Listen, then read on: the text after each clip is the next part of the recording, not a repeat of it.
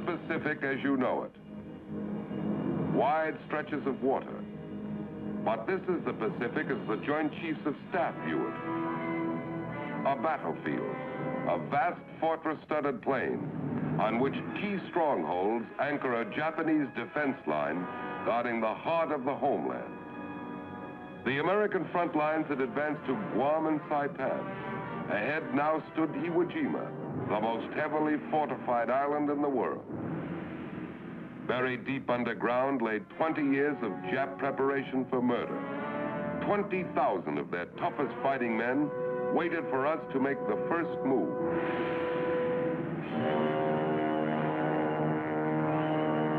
And they don't have to wait long. The Navy begins to soften up the island so we can land.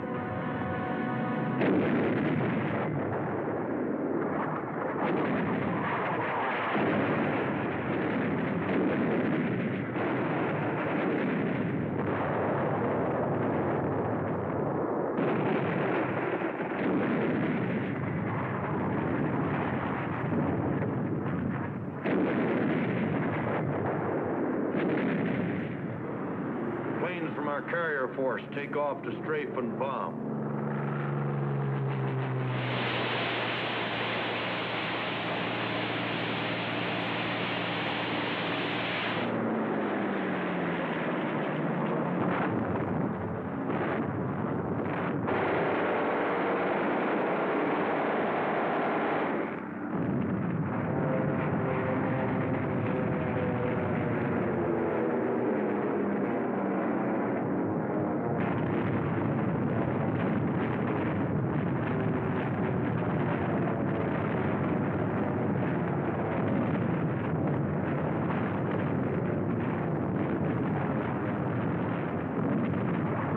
Gunboats move in close to work over enemy beach installations.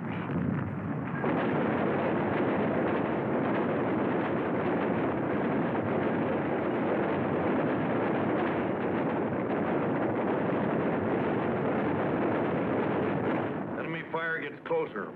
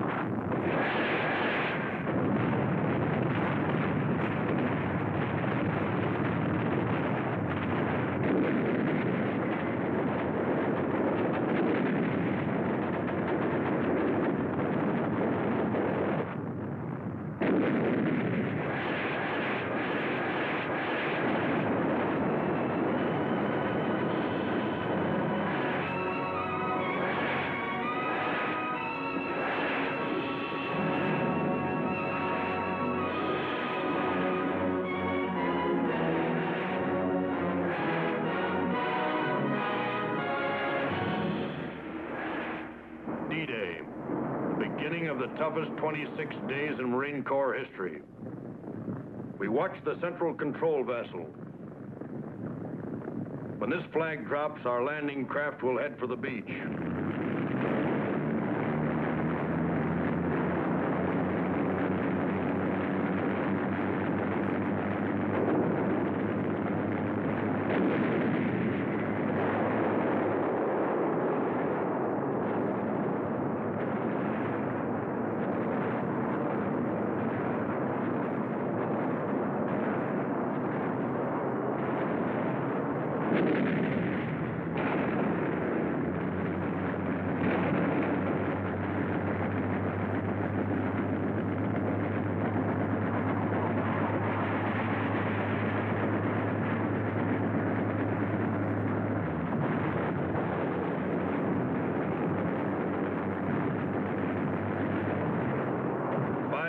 Landing craft in 10 waves advance on 3,000 yards of beach.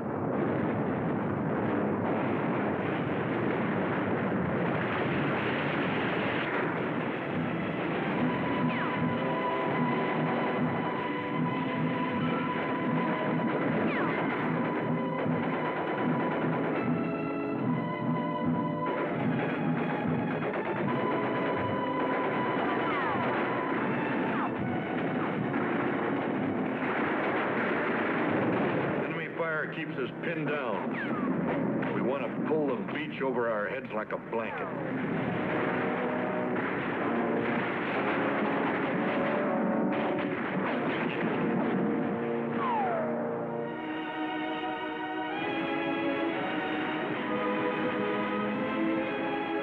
Maybe medical corpsmen get our wounded out fast.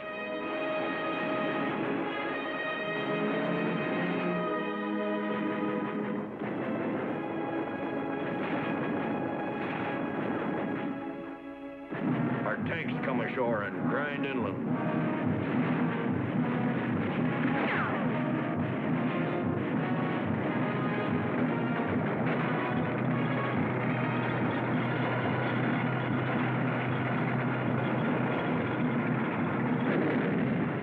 We're able to advance from Yellow Beach, but it's slow going.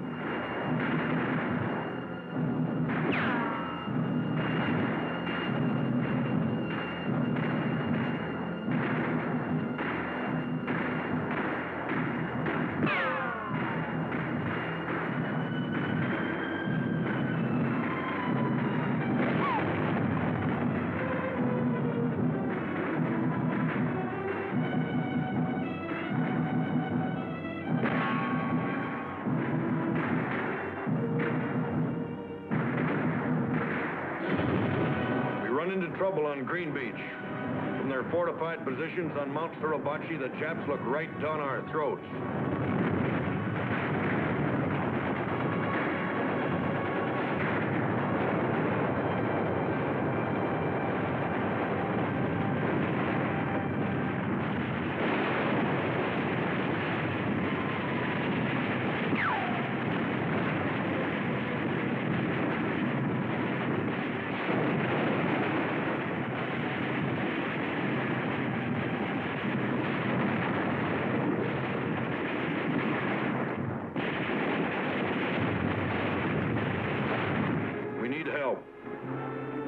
We call the command ship standing offshore. Our message is received. The situation map is checked. The support air director contacts carrier planes circling the target. The flight leader receives his instructions.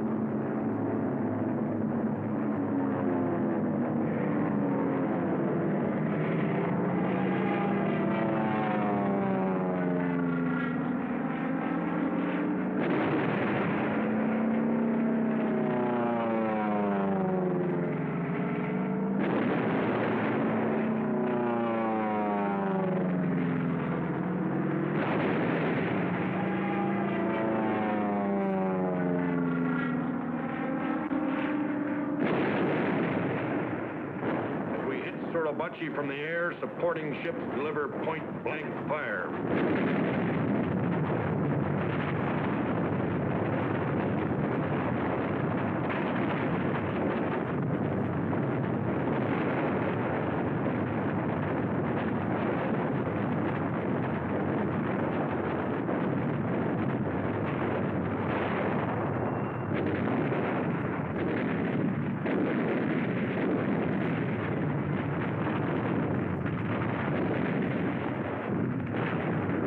After 72 hours of continuous pounding, our patrols move forward.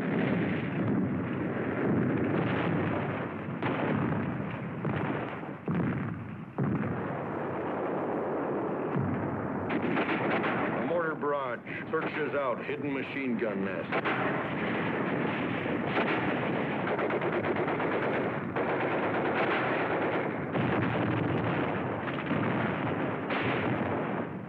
A sharp lookout for snipers.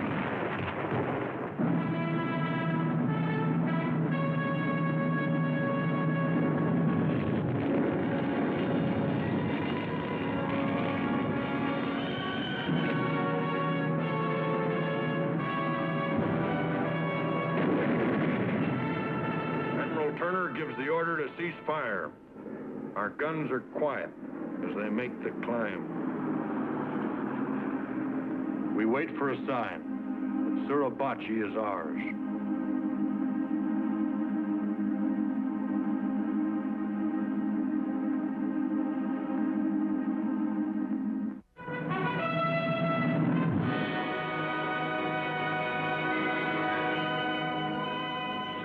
Suribachi is ours, a toehold on the southern tip of the island. But ahead, the main strength of the Jap garrison was entrenched in steel and concrete. The show was just beginning. Navy and Coast Guardsmen rushed supplies ashore for the big push north.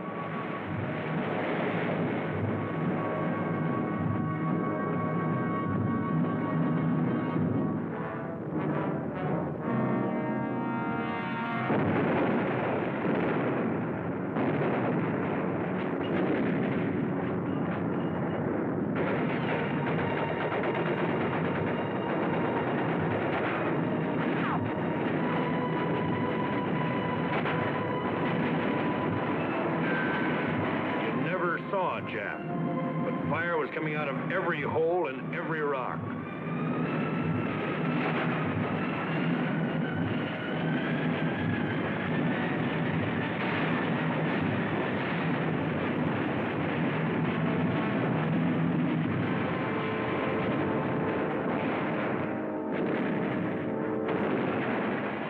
It was tough going. Many didn't make it.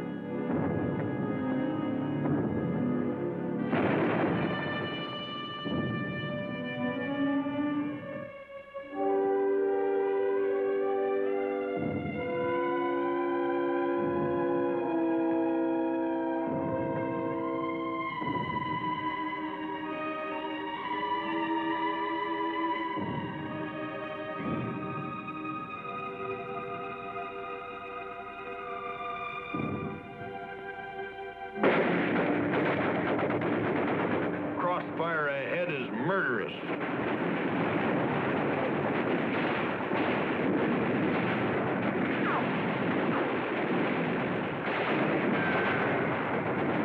Rocket trucks go into action.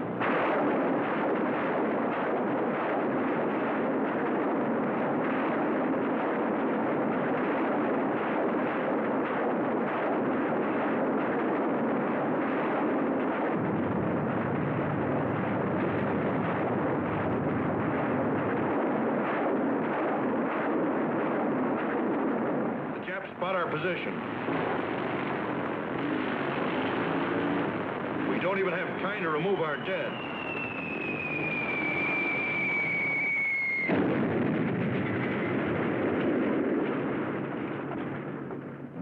There are heavy defenses on the ridges overlooking this plain.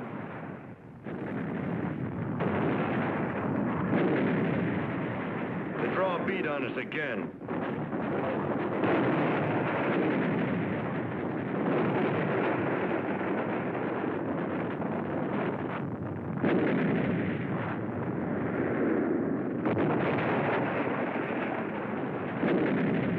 They chased us off there 5 times. We came back 6.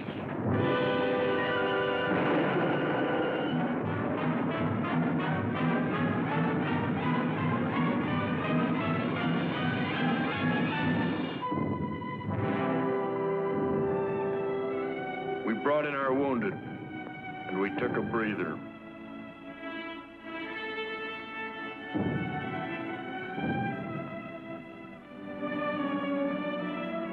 The injured are carried to the rear. Plasma's given on the way. Hospital dugouts are ready for anything.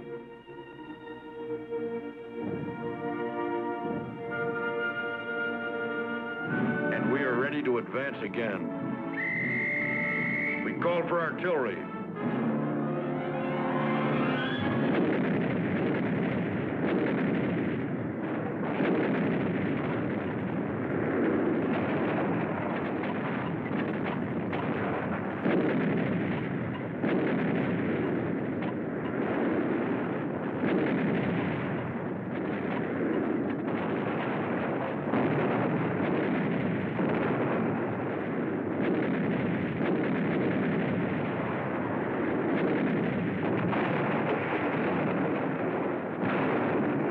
Artillery duel develops at night.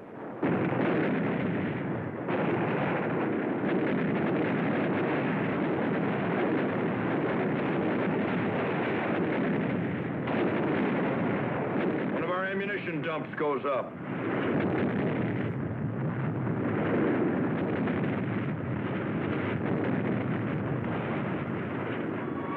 In 2 weeks, we've cleaned out plenty of Japs between here and Suribachi. But there's still a lot of island to be taken, with thousands of Japs fighting from blockhouses, pillboxes, and caves.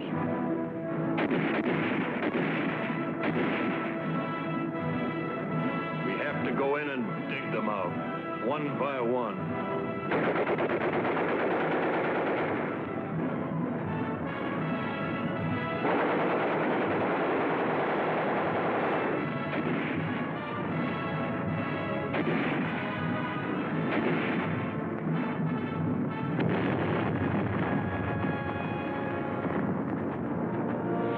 Where we can't dig them out, we burn them out.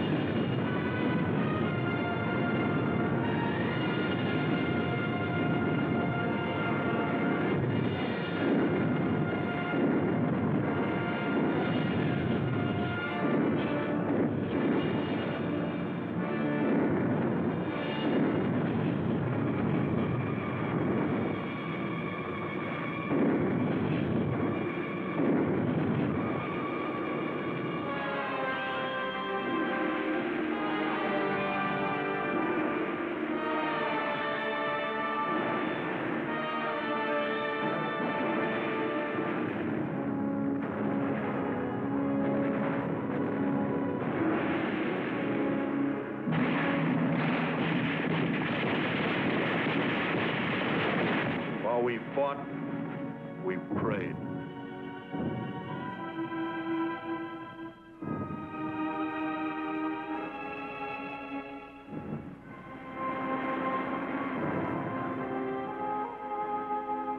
Along the beach was only a small part of the cost of 26 days of fighting.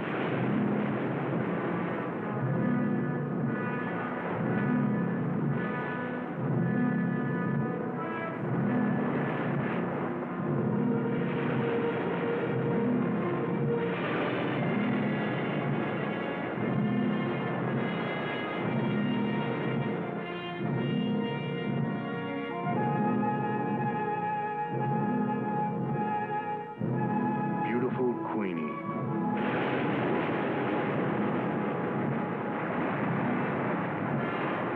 And there were other names, too. Names of our friends.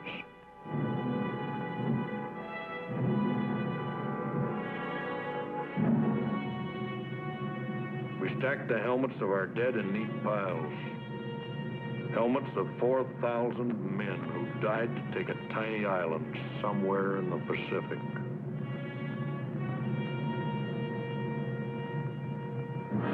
You're right, Marine. You've taken a tiny island. But it's not just 8 square miles of rock. Today, it's an American fortress only 4 hours from Tokyo. Today, from your little island, giant striking forces are launched against the heart of Japan. Today, our planes and ships are blasting the enemy into ashes at the foot of Fujiyama. With confidence in our armed forces, with the unbounding determination of our people, we will gain the inevitable triumph, so help us God.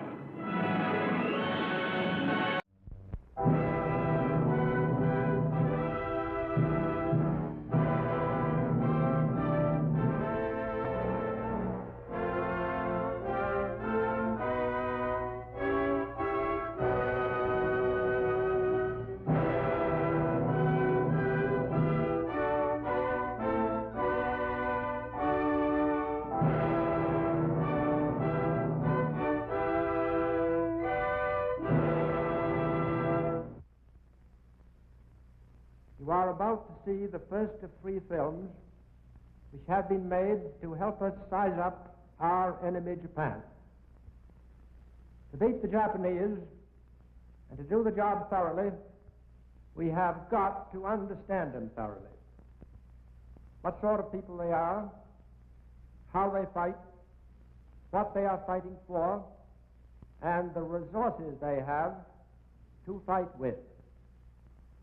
You will see the harsh, unpromising land, small geographically and comparatively poor in resources, out of which, by making the most intensive and economical use of every inch of land, of every stone and tree and blade of grass, a fanatical people determined to conquer the world have built an empire strong enough to come within reach of this ambition.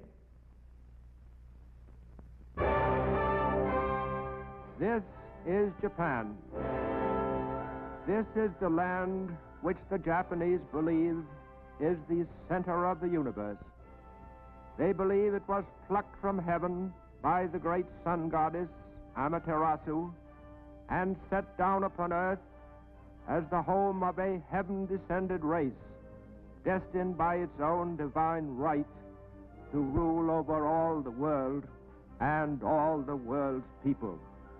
Because for centuries, the one dominant idea of Japan's warrior people has been to hasten their destined day of world rule, they have been working single-mindedly to make of this crowded, meager land a springboard for conquest of the whole earth. Out of decades spent in studying Japan's strategic geographical position, its distance from the bases and capitals of the nations it was bent on conquering, Japan's military leaders long ago evolved their plan to nullify these vast distances. By extending their power out over an ever-widening circle, they would in time place themselves within striking range of each of their objectives. To accomplish this grandiose design, Japan's strategists had at their disposal only the resources of a land not quite as big as California. But in that land lived a fanatical and ambitious population 10 times bigger than California's, a warlike people who had for nearly a century been copying from the Western world whatever would be most useful to them in destroying that world. Most of Japan's principal cities, bustling and modern, are seaports, where its position as a great power has been based upon its world trade. Shipping out the products of its cheap labor to undersell European and American goods in the markets of the world, Japan imported in exchange for them all the raw materials essential to war that it was unable to produce from its own barren lands. Thus, over a period of many years, Japan amassed enormous stockpiles of strategic materials. The 28,000-mile coastline of Japan, with its countless gulfs, bays, and inlets, is dotted with thousands of fishing villages. To the Japanese, the majority of whom live within sight of the sea, fishing is a vital industry. For without the protein supplied by eating fish, they would be unable to withstand disease and cold, and could not endure the physical work they now perform.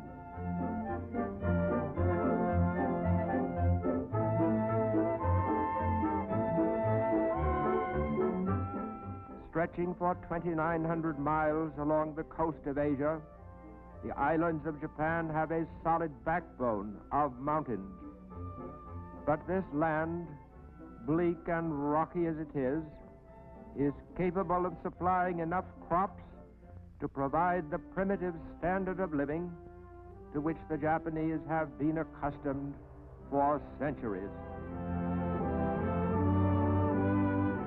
In the valleys and along the alluvial plains, there are good farmlands, and these areas produce most of the food for Japan's armies and its population.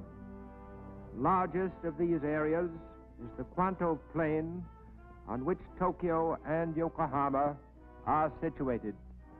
Nowhere in the world is such diversified farming carried on so intensively. Every inch of soil that will support livestock or growing things is used to produce food with which to nourish Japan's fighting man.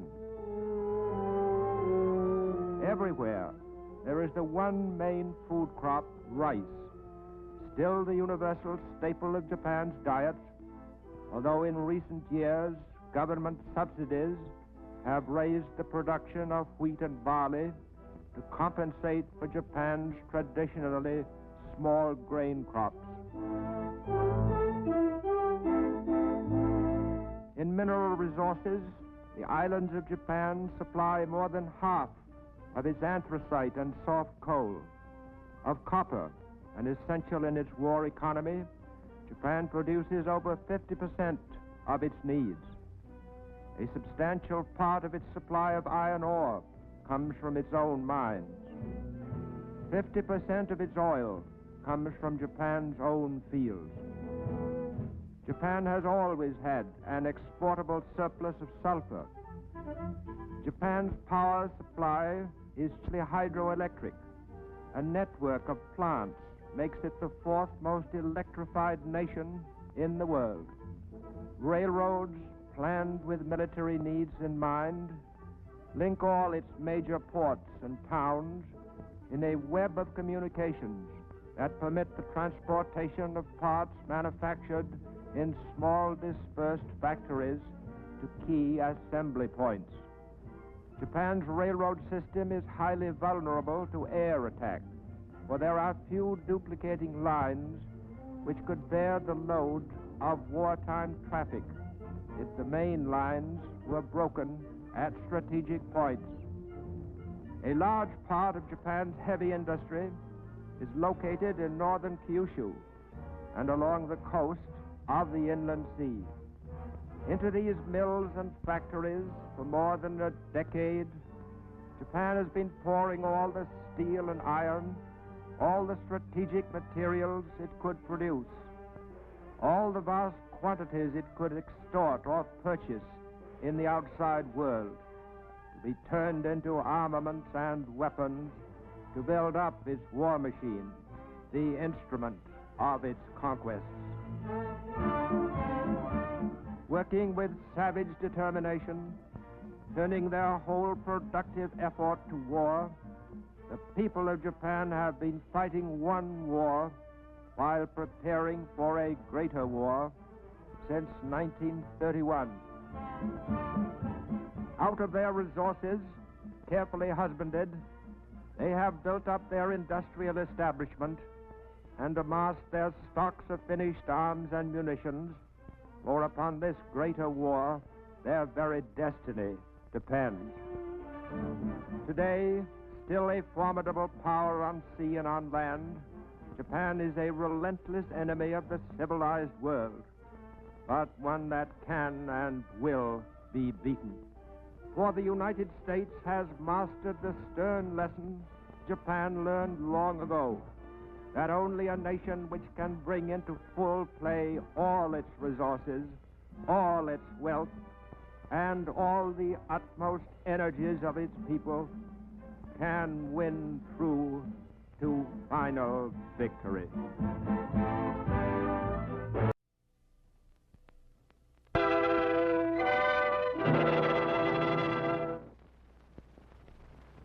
You are about to see the second of 3 films which have been made to help us size up our enemy, Japan. To beat the Japanese and to do the job thoroughly, we have got to understand them thoroughly. The Japanese are not easy to know. I've lived among them for 10 years, And I can testify that they are as different from ourselves as any people on this planet. The real difference is in their minds. You cannot measure Japanese sense of logic by any Western yardstick. Their weapons are modern. Their thinking is 2,000 years out of date.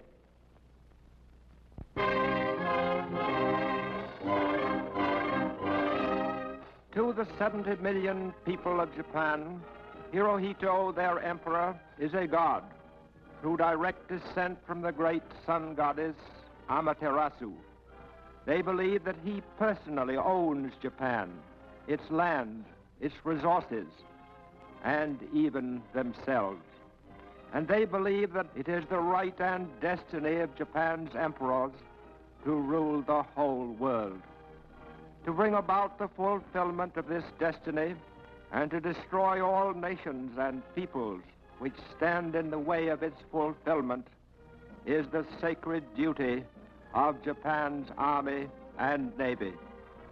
The Army of Japan is a well-trained, sternly disciplined force of fanatics steeled to reckless courage by a primitive moral code which assures to every man who dies in battle an immortal life among the Shinto gods.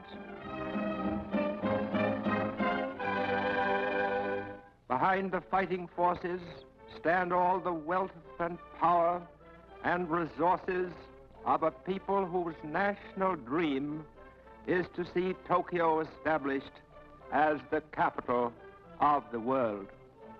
From Tokyo, the Japanese have for over 11 years been carrying on one long, uninterrupted war. Again and again, Western economists have predicted that Japan's economy must soon collapse. But Japan is stronger today than ever before in its history. An adaptable people, the Japanese have made good use of the inventions and conveniences of the Western world, which might fit in with the plan for world conquest, which is their national obsession. Non-essential industries in Japan have been all but wiped out, for the empire has recognized but one need, the need for the materials of war.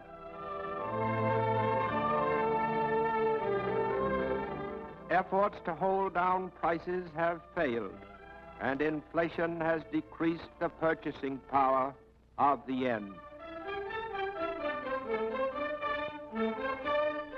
Japan's gold supply is carefully hoarded, no longer forms a basis for her money, but Tokyo's bankers see their turn coming later, when Japan begins exploiting the lands it has conquered. Most eagerly sought securities on the Tokyo Stock Exchange are the shares of government-controlled corporations set up to develop the gold and iron and timber of the Philippines, the abundant rubber and tin of Malaya, the oil and quinine of the Dutch East Indies, all the raw materials needed to make Japan self-sufficient in a war which many of its leaders believe may last a century.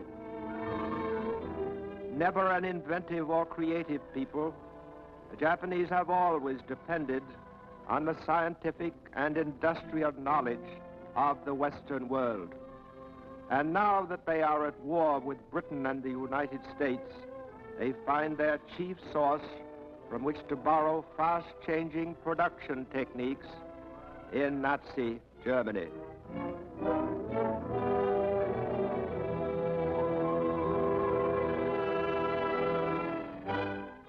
In the theaters of Japan, Nazi methods of propaganda are also copied to good effect.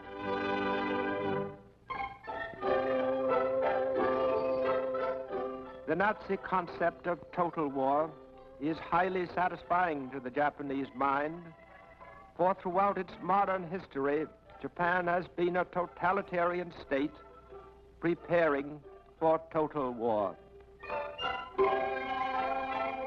Playing their closely supervised part in total war are Japan's metropolitan newspapers, which ape the great American dailies. Before a stick of type can be set, it must be approved by the Army, the Navy, the police, and the Foreign Office. No story or editorial, no picture or cartoon may be printed which opposes the concept of a Japanese-ruled world. Thus, to the Japanese reading public, the progress of their holy war is an unbroken succession of triumphs. Every disaster becomes a victory, and all news is good news.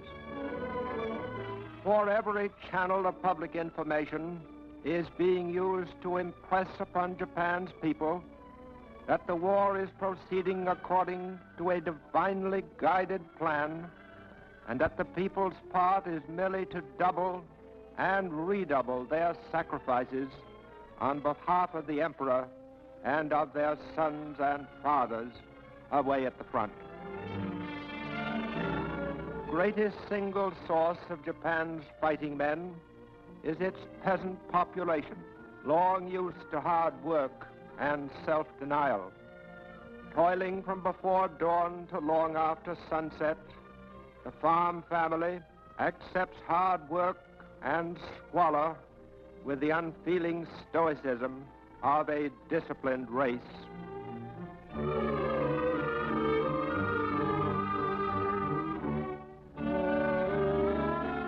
Homes are crudely built with a framework of wooden beams and walls of mud and chopped straw. In these huts, Japan's peasants have for generations raised sons to fight for their emperor. There are few luxury crops in Japan today. Practically everything has been replaced by crops which give the greatest nourishment. All grain and rice belong to the state. The whole crop is bought by the government at a price just high enough to keep the peasant alive and working.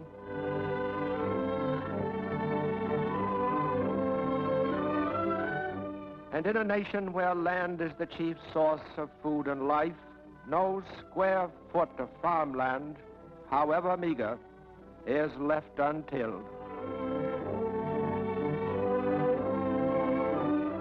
To protect its supply of hardwood, Japan has for years practiced reforestation on a national scale. And today its lumber, like everything else it produces, is going into the war effort in one way or another. To make sure that on the farm not an hour is spent in idleness, no material is wasted. Every rural community produces useful handicrafts.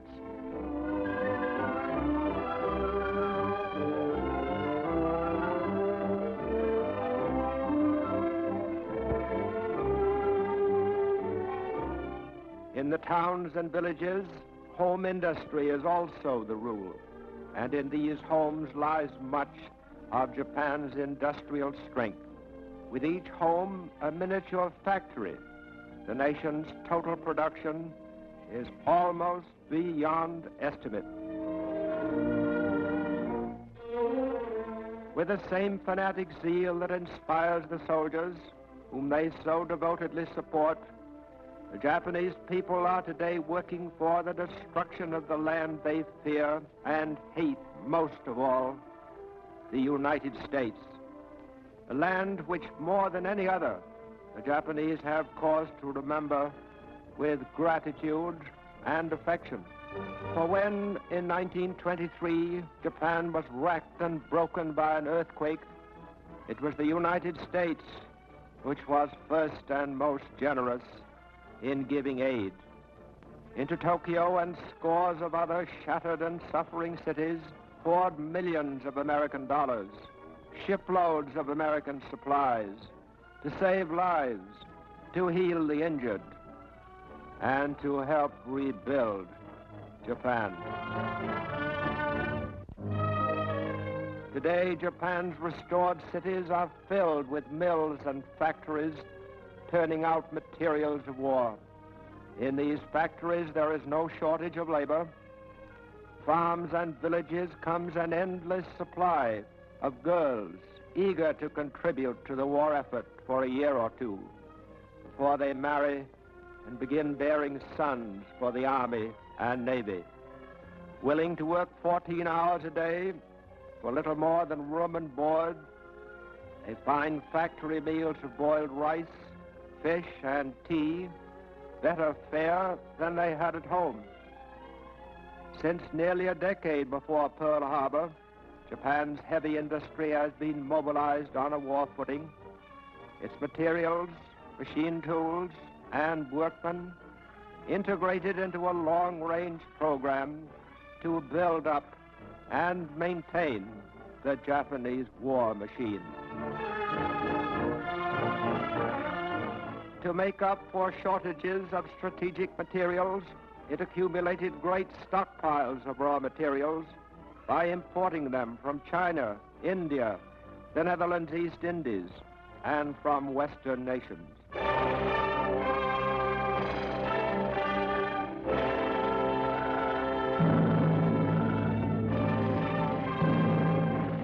Japan's state religion is Shintoism, which teaches that Japan is a heavenly land, protected by their gods, who have even taken the form of a divine wind, which scattered and confounded enemy fleets. Shinto gods exist in rocks, trees, and rivers, and even the souls of men who have died for their emperor are worshipped as minor gods.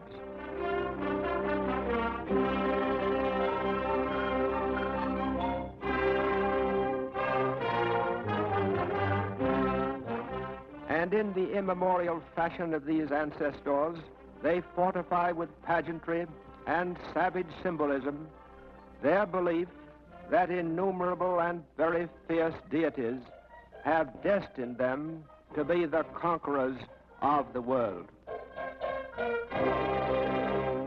Early in life, Japanese school children learn to feel the proper reverence for national heroes, for by implanting such devotion, the empire is assured of a youth imbued with fanatical courage and militarist ideals.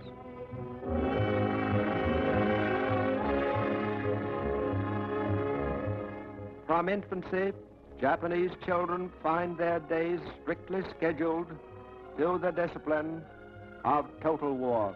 In physical culture groups, they harden their bodies and learn the obedience to orders which will make them good warriors in later life.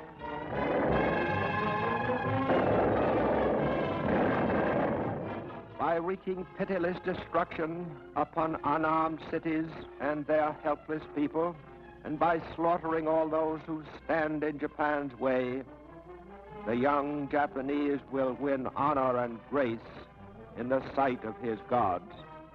For they have decreed that it is Japan's destiny to achieve mastery over the whole world, to bring to all peoples the blessings of the samurai code.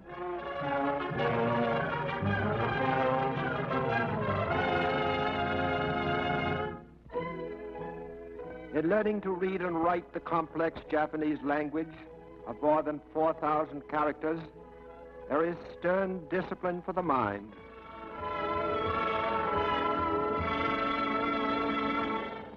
Never are they allowed to forget that the way of Japan is the way of the warrior, and that modern weapons of war are as glorious as the samurai swords with which their ancestors won honor and immortality. To the Japanese child, these are not mere planes and ships, but symbols of the conquering might of his august emperor. As he grows older, the future Japanese soldier devotes a large part of his time to the study of warfare. He learns to submerge his individuality in mass drills and maneuvers which teach him the fundamentals of the life he will soon lead.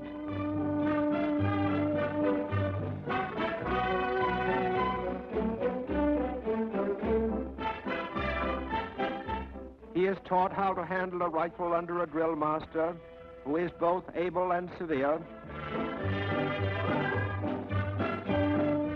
He is trained so that handling a gun becomes second nature to him in preparation for the time when he will be a full-fledged soldier ready to die for his emperor. Anticipating worldwide expansion, Japan has for years maintained a school of military government and colonial administration, where picked young Japanese learn the approved attitude and method of ruling conquered people in a conquered territory.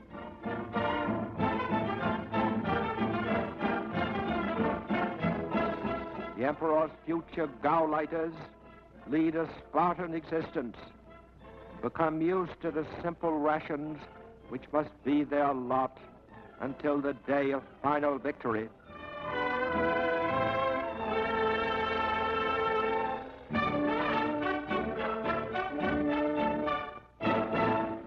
At 17, every Japanese becomes automatically eligible for military service. And on his induction into the army, his years of military training and ingrained discipline begin to serve the nation. Averaging only 5 feet 3 in height and 117 pounds in weight, the Japanese soldier is expected to compensate for his small size by his fanaticism in battle. Under the eyes of an elite corps of officers, the new soldier spends nearly 2 years learning how to take care of himself.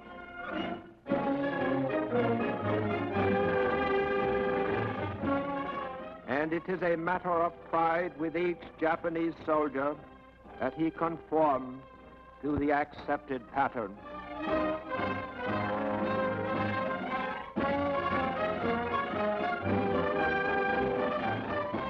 He is taught that the greater the odds are against him, the more glorious will be his death.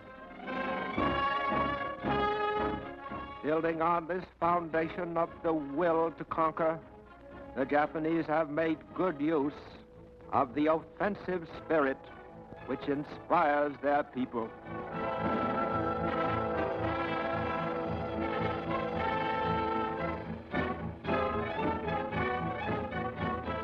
Today, they believe themselves well on the way to realizing their imperial dream, the dream of uniting all mankind into one worldwide household with Japan at its head.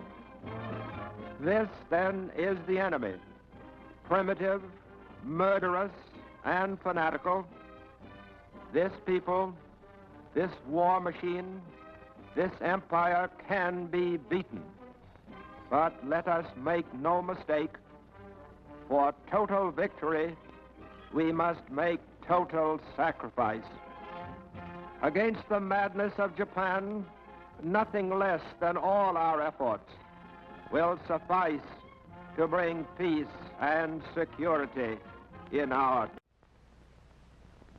This is the third of a series of pictures designed to make the officers and men of the United States Navy aware of the strength of Japan.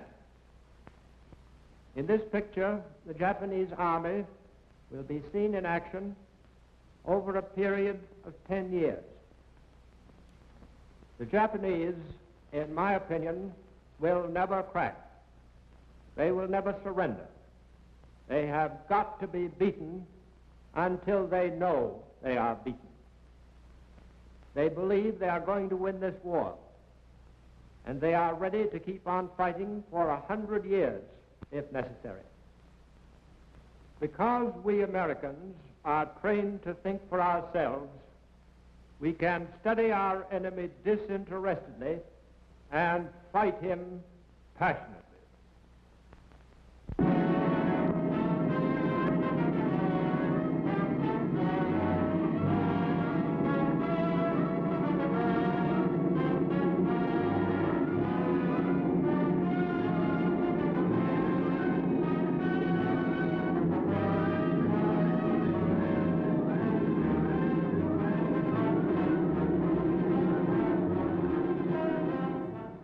the past 11 years, the war machine of Imperial Japan has swept victoriously over vast areas of the Earth's surface, there are still Americans who underestimate the formidable strength of this enemy. To defeat him, we must first understand him. A fanatical fighter, resourceful, treacherous, and murderous, who despises all other peoples, and through decades has known but one purpose, that of imposing his ruthless will upon the world by force of arms. Since 1931, the Japanese Empire has been run by its militarists. Japan's few liberal statesmen were persuaded long ago to back the aggressive war plans of the armed forces.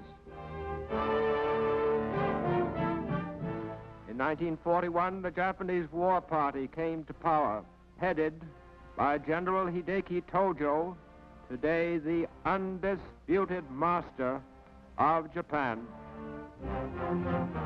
In 1931, the militarists took the first steps necessary to bring about world conquest. In Manchuria, they threw mechanized troops against an inadequately armed neighbor. Within a year, they had overrun the rich Chinese provinces of Manchuria and consolidated their gains. They then proceeded to give the world a foretaste of what it means to be conquered by Japanese. To maintain an atmosphere of legality, they placed on the age-old dragon throne of the Manchu dynasty the puppet emperor Puyi. But even he knew how empty an honor was his. To carry on the business of government, native officials were appointed whose sole duties were to rubber stamp the decrees of the Japanese army. Thus all mines, railroads, and other resources came under the control of those Japanese-financed corporations which were acceptable to the empire's militarists. Army engineers planning to make of Manchuria a base for further conquests pressed thousands of Chinese into labor gangs to work on hydroelectric projects, military roads, and mines. Though Japan was not successful in persuading its own farmers to migrate to Manchuria, it found ways of inducing the Chinese farmers in Manchuria to raise what the Japanese needed. Crops were collected for shipment to Japan and paid for with worthless occupation money from the army's printing presses. The Japanese made opium easy for the Manchurians to get. At the same time, it passed laws designed on the surface to forbid its use, thus profiting both from selling opium and from fining those who used it. By 1937, Japan was ready for the next step in its plan of world conquest, to bring the rest of China. Pilots were not flying over strange territory. Many of them had been flying over the area for months in commercial airliners.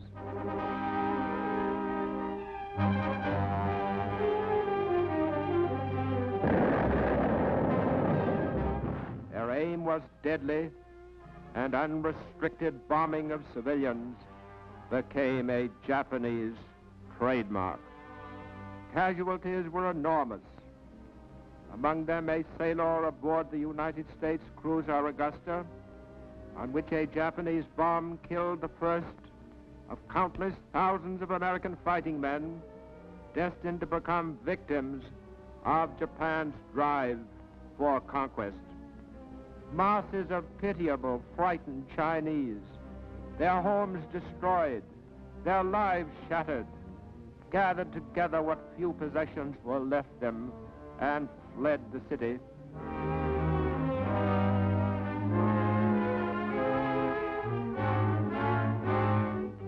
The Chinese who stayed behind were reduced to the level of cattle by their arrogant conquerors.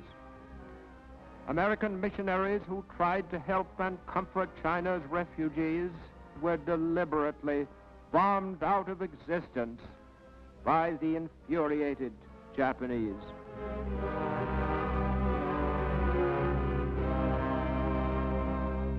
With Shanghai eliminated as a center of resistance, the forces of Japan were ready to move up the Yangtze River to conquer the interior of China, where the tacticians of other nations had regarded rivers as military obstacles. The Japanese used them as avenues of conquest, along which their armies were transported by boat under cover of air protection. When reconnaissance planes showed signs of an enemy ambush ahead, their forces would disembark downstream to move up along the shore. This plan of water envelopment was the first actual application of modern aero-amphibious warfare, attack by combined land, sea, and air forces.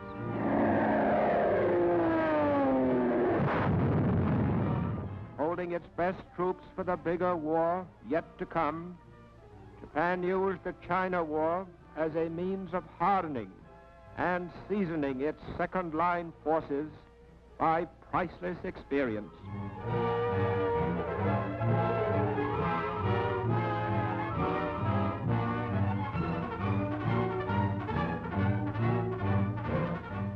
In actual battle, they solved complicated problems of supply and transportation.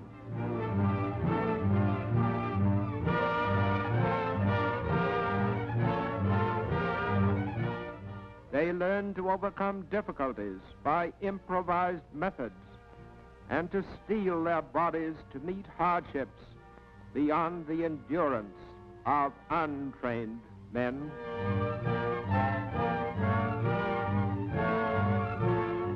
When they were held up by a river, assault boats were brought up to ferry the troops across under the cover of a chemical smokescreen. By such means, the Japanese became experts at stealthy infiltration and the technique of surprise attacks, and readied themselves for the real tests that were to come later on.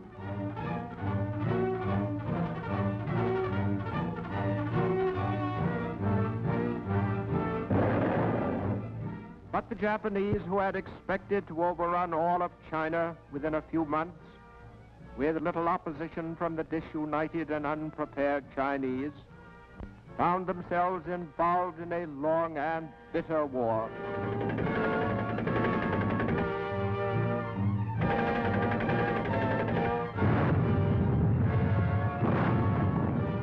After 4 years of hard fighting and severe losses, Japan had succeeded in occupying North China and a fringe of land along the coast.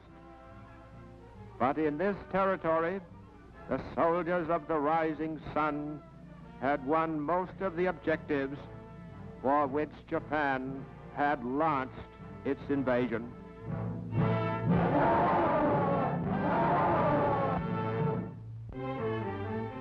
As the Japanese advanced, they began immediately, were given the alternative of working or starving.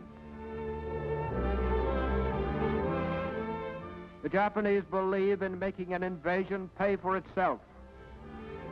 Thus, day by day, the Japanese were building up their strategic stockpiles at home in preparation for the day when they would be ready to strike out for the immense riches of the South Pacific. Years ago, Japan's militarists had realized that the Philippines were the strategic key to this whole area.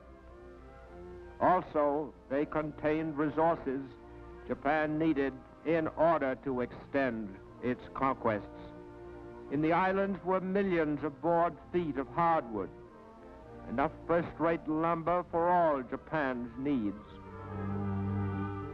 In the making of hemp, a useful war material, Japanese colonists in Davao had managed to gain a strong monopoly.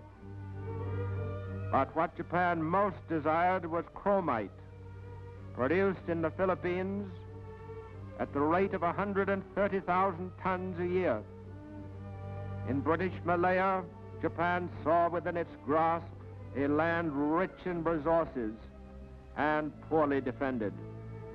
Malaya rubber plantations produced more rubber than the Japanese could use, and in addition, they had great strategic value. For the United States and Britain had long relied on Malayan rubber to keep their economies functioning.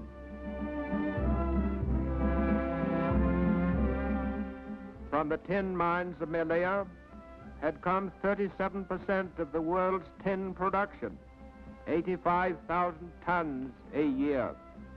To get exclusive command of this immense supply was a primary purpose of the Japanese. For generations, they had seen in Singapore a symbol of the hated white supremacy in the Far East. Goods from all parts of Asia went through Singapore. The British had spent millions of pounds on dry docks and fortifications to protect the trade and create a naval base that was impregnable by sea. But the Japanese planned to attack by land. To conquer the Netherlands East Indies, they were prepared to pay a heavy price, for its resources included much that Japan needed. In Java and Sumatra were some of the world's most productive oil fields.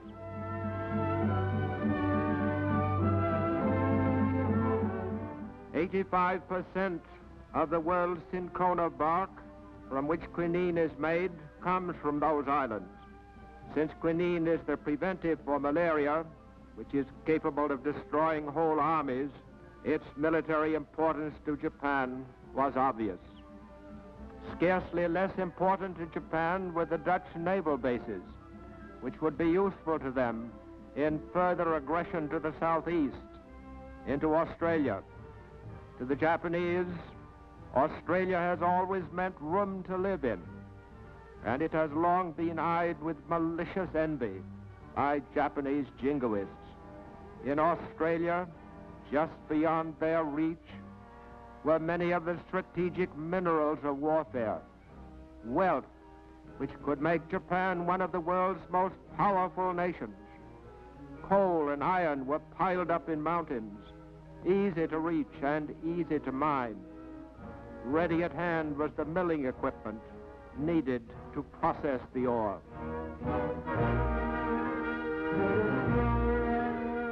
On Australia's plains were millions of sheep, which in Japanese hands would supply the island kingdom with ample meat and wool for their own use and for export. Once they had Australia, they thought, and its 7 million people to work for them as slaves, their position would be impregnable.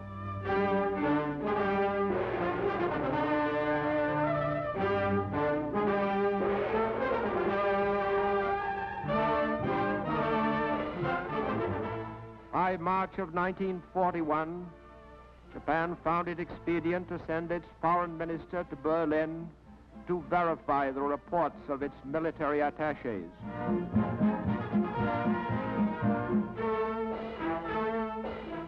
Germany had conquered half of Europe.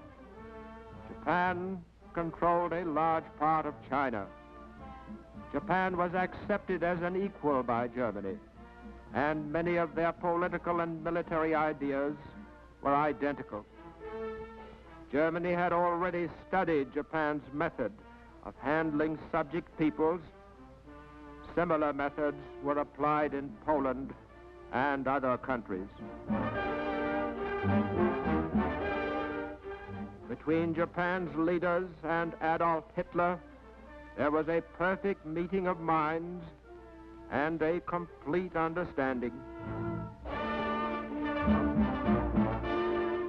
Out of this meeting between two unscrupulous warrior nations bent on destruction of the existing world, came an agreement that Germany would not interfere with Japan's designs on Indochina and Thailand.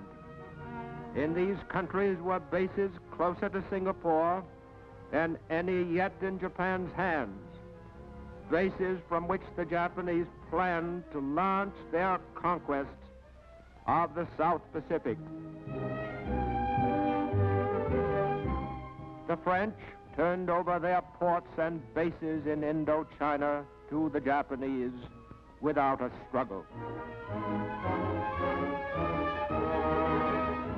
The whole operation was an uneventful dress rehearsal of what Japan planned to do in 1942 in the Malayan archipelago, in the Philippines, and in the Netherlands East Indies.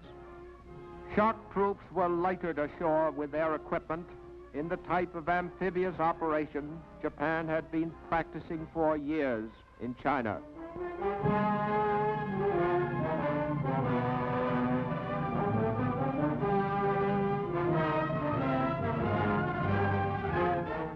By the time advance troops had begun moving into the interior, they were assured of ample equipment and replacements. Here and there, scattered resistance was easily dealt with, but there was no organized opposition.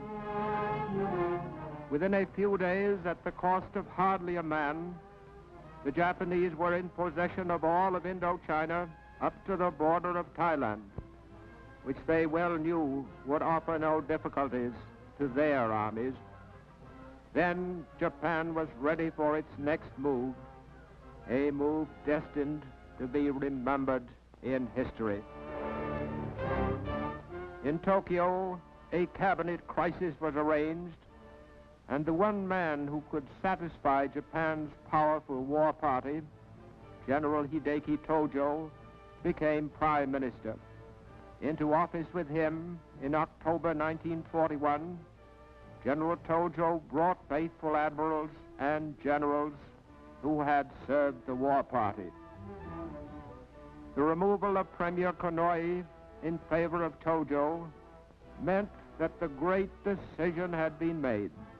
Japan was setting out irrevocably upon its path of conquest in the Pacific. Within a few weeks, the Imperial Japanese Navy was standing out to sea.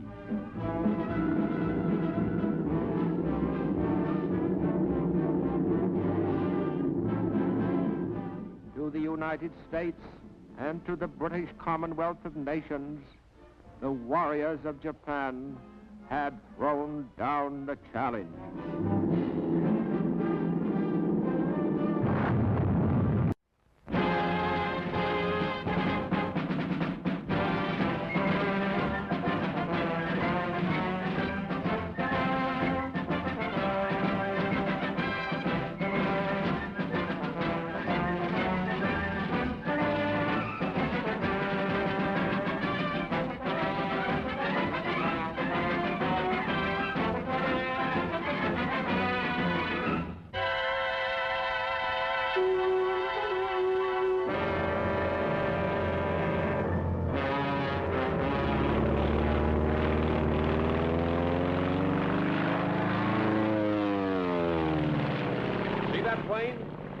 Climbing to heaven like a skyrocket?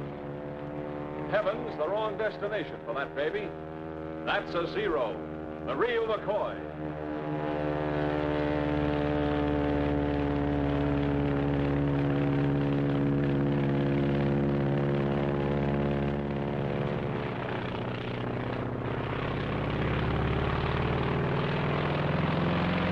It was shot down over Alaska. And as luck would have it, the only thing that got really damaged was the pilot. He broke his neck. Swell, huh?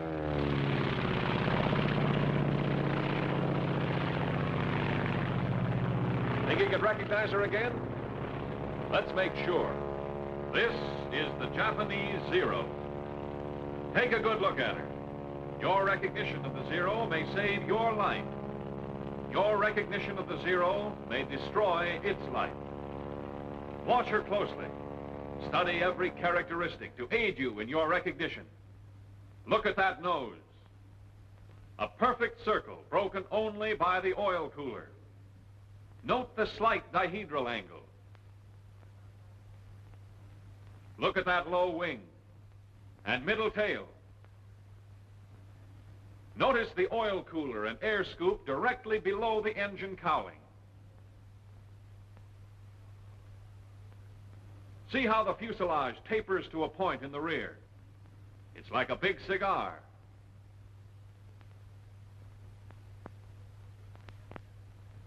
Note the tapering edges of the wings, the rounded tips.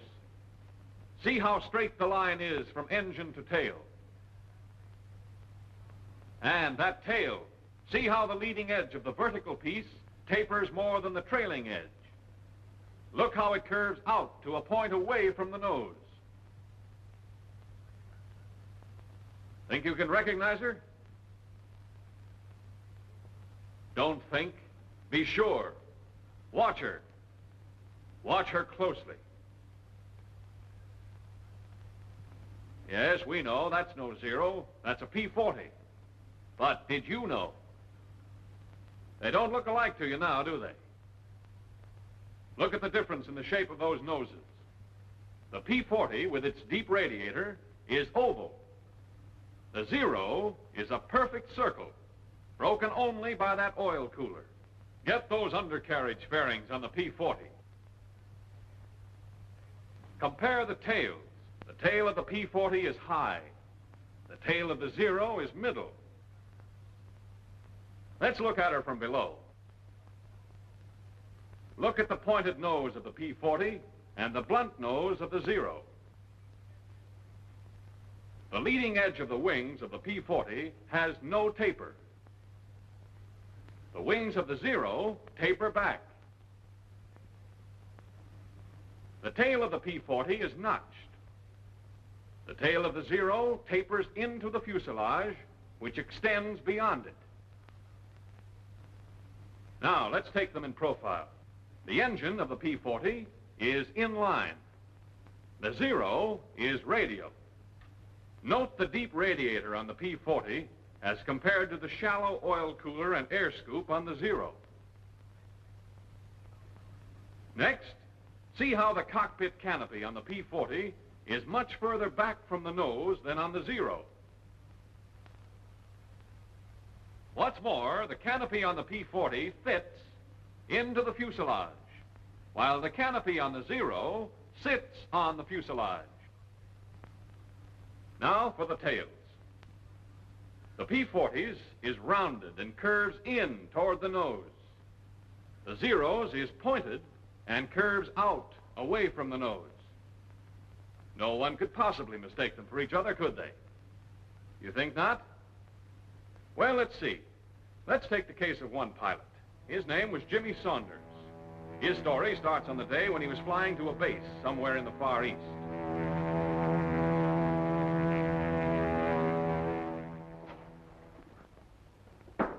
Come in.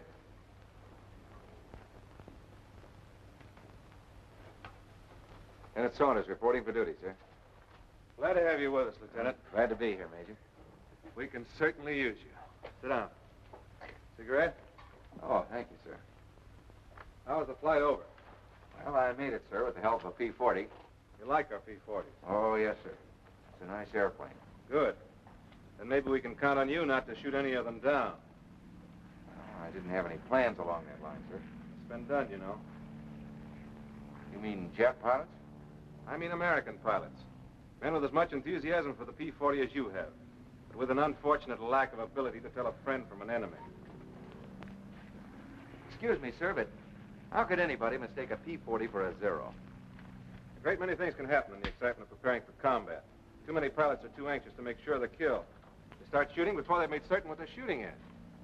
It's a damn sight better to let a Zero get away than to knock down one of your own planes. Say nothing of one of your own men. We've few enough to spare around here. Well, sir, I had no idea. We're not broadcasting the facts. I know, but... Now, don't misunderstand me, Lieutenant. It's not a common occurrence. Most of our men know their planes. Identification becomes second nature to them. If there's still a doubt in their minds, They maneuver close enough to make sure. Of course, there is such a thing as being too cautious. Take the case of the man who drew those silhouettes. Say, that's quite a job. He had plenty of time for it. Been flat on his back for 2 months. Shot down while he was still maneuvering around trying to decide if the other plane was a Zero or not. He found out. If he'd known his identification, that Zero might never have gotten him. Well, he learned his lesson, and to make certain that others would profit by it, he put it all down in those. All right, let's see if you can do your wefting on the Zero. Yes, sir. With or without looking? You might as well make it easy on yourself now. It'll be a lot tougher upstairs. Yes, sir. Wings. Leading edge tapers, trailing edge tapers, tips rounded, slight dihedral angle. You might add to that there are two 20-millimeter cannons mounted one in each wing, probably Swiss Oerlikon guns. Yes, sir. Here's something I didn't know about, sir. Huh? Oh, yes. The wingtips can be folded so as to utilize more space in a carrier. Incidentally, the span is 39 feet 4 inches. All right, go on with the engine. Engine, radial, Mitsubishi version of our Cyclone. That's right. There are twin-row 14 cylinders. Now for the fuselage. Fuselage. Blunt nose with a spinner on it. Cockpit canopy sits on the fuselage. Retractable landing gear with fairing plates. Say, there seems to be one gear missing, sir. The gears are operated hydraulically. As a result, the wheels retract alternately. I guess there are a couple of things I don't know about this airplane, sir. I'm glad to hear you admit it. That's the beginning of wisdom. The wings and the fuselage are in one piece, made of duraluminum. There's another feature worth noting. The entire fuselage is flush riveted. With the result, there are very few protuberances to cause wind resistance. The length is 28 feet 5 inches.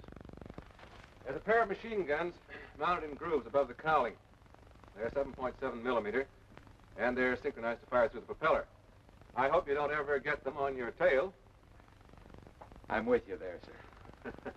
All right, finish her up. Tail. Leading edge of flat surface tapers more than trailing edge, with the fuselage extending to a point beyond it. Leading edge of vertical piece tapers more than trailing edge. Tail is pointed, curves out away from the nose. I guess that's it, sir. Good enough. As you probably know, there are 3 types of Zeros. One is a single float plane without rigger. All 3 have slightly varying characteristics. But this is the type you're most apt to tangle with, so get to know her. All of her. Yes, sir. I'll look for the balls of rouge on her wings and fuselage. Yeah, I wouldn't depend on that if I were you. The Japs have a neat trick of painting her all sorts of colors. Sometimes even like our P-40s. Coffee? No, thanks. Well, sir, how soon do I get a chance to knock one of them down? Soon enough. But don't get any idea that the Zero's a pushover. With 340 miles an hour top speed, a service ceiling of 35,500 feet, and a normal range of 700 miles, increased by a droppable extra fuel tank, there's not much she can't do. They built her light and maneuverable, threw away the armor protection for the pilot and the self-sealing gasoline tanks. She only weighs around 5,200 pounds, fully loaded, and has a horsepower of over 900. And when you see the speed with which she climbs, you'll appreciate what I'm saying. There's just no use trying to dogfight a Zero. That's out. Your best bet is to hit fast, either the wings or just behind the cockpit. But if you miss, don't hang around. Really as bad as all that, sir?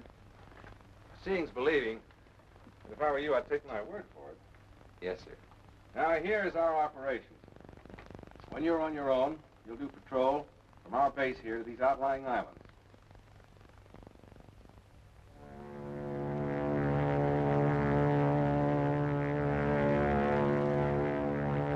Well, the big day finally came. Saunders was on his own, out Jap hunting. Looked sort of keyed up. Wouldn't you be? Don't expect too much, Lieutenant. Not on your first day. What's up? See something? It's a plane, all right. But what sort of a plane? Friend or enemy? P-40 or Zero? Well, now's the time to remember your recognition. Now, has it a deep radiator? Round tail curving in toward nose? Inline engine? Then it's a P-40. Or has that plane an oil cooler and air scoop? Pointed tail curving out away from nose?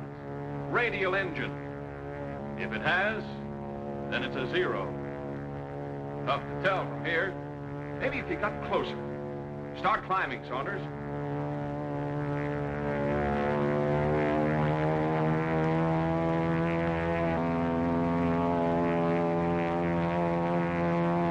take another look. Hold it, Saunders. Make sure.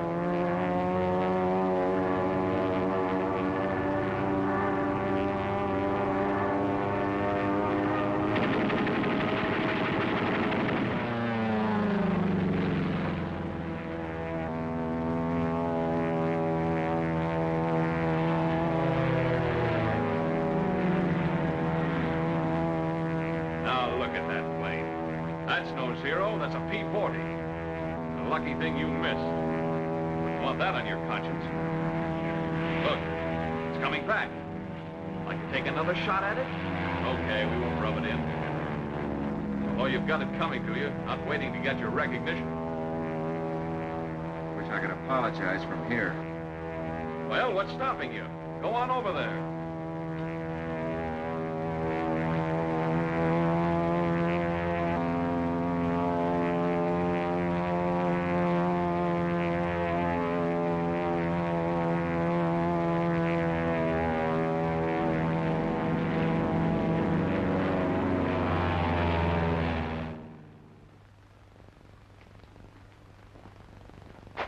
Are you sure it was a P-40? I'm positive, sir. After he held fire, he drew up and dipped his wings in recognition. I don't like to complain, sir, but do we have to fight our own Air Force, too? You've got good cause for complaint. I don't know who's responsible for this, but when I do... Come in. Major, I want to... I'm sorry, sir. Lieutenant Saunders reporting, sir. I just want Lieutenant? Wellen here has been telling me that he was attacked this afternoon by one of our planes. Do you, by any chance, know anything about this? Yes, sir. I'm afraid it was me. He's afraid. Well, Saunders, what have you got to say for yourself? Not much, sir. From a distance, I was sure it was a Zero. Then I held my fire A little late on your identification, weren't you? Yes, sir. But I did run... How far were you from the other plane when you opened fire? I'm not quite sure, sir. We'll soon find out. Have your film developed immediately. Yes, sir. Major, I want It can wait, Lieutenant. Get after that film. Yes, sir.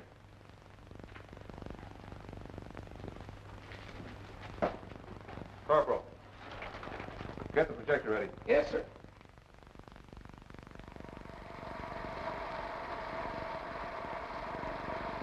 How could you start firing at that distance? Hold it. Didn't you look in your sight? I thought I did, sir. You don't seem to be very sure of yourself, Lieutenant. I'm sure of one thing, Major. After I... Look at that airplane. It's closer now, I realize, but even at the distance you started firing, you should have been able to identify it. Look at that deep radiator, the inline engine. That cockpit canopy fits into the fuselage. The tail is round and curves in toward the nose. All right, Corporal, take it away. There's more film, sir. I'm sorry, Lieutenant, but I have an appointment. You can stay and run it if you want to. Coming, Weldon? If you don't mind, sir, I think I'll stay for a few more feet. I want to see how close I came to being wiped out. Carry on, Corporal. Now I know what a clay pigeon feels like. Hey, wait a minute. That's not me. It's a Zero. What? Hold it. Well, Saunders, I think I'll forego that appointment. Let's hear about this. Well, sir, following my encounter with the lieutenant here, I was flying along, wondering if I should slit my throat. I felt like a candidate for the Jap Air Force. It's getting time to turn for home. Not that I was homesick. I had a hunch what was in store for me, but well, there was no use stalling. I was thinking, that other guy's probably back already, telling the Major how he almost got knocked down by another P-40. I was thinking what you'd tell me when I got back.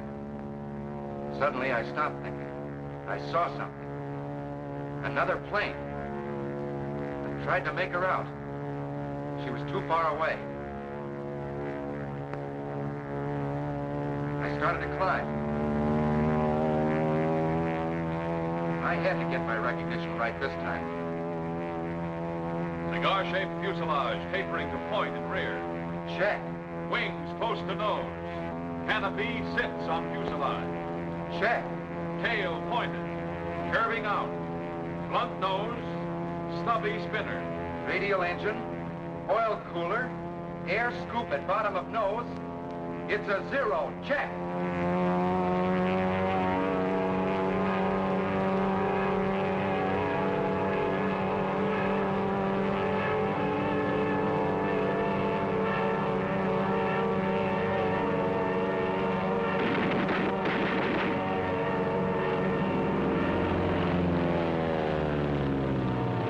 minute, I thought I had him, but I missed.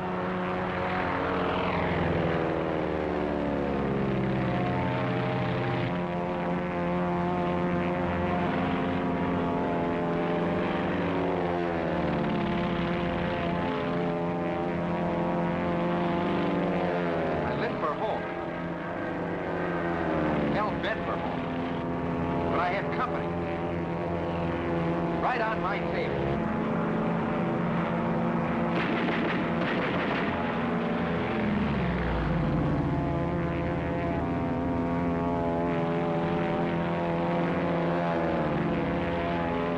What a mistake that baby made. Suddenly, he was right in my sight.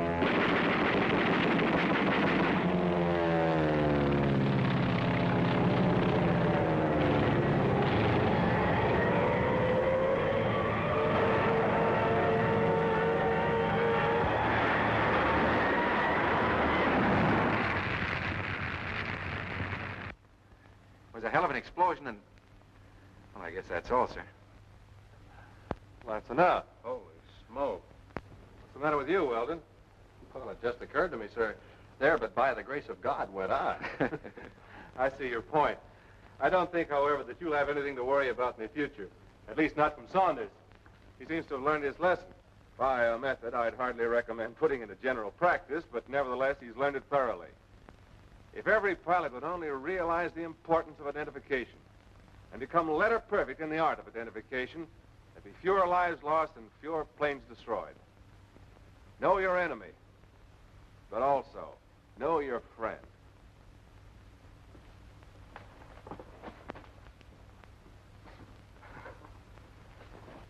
Well, they know their friends, all right. And what's more, they know their enemy. Do you? Radial engine. Perfect circle, broken only by oil cooler. Low wing. Cockpit canopy sits on cigar-shaped fuselage. Front nose. Stubby spinner. Oil cooler and air scoop. Fuselage tapering to point in rear. Closeness of wings to nose. Radial engine. Canopy close to nose. Tail pointed and curving out away from nose. Remember, on your recognition of the Zero may depend your life. Know it, so you can destroy it. This is the Japanese Zero.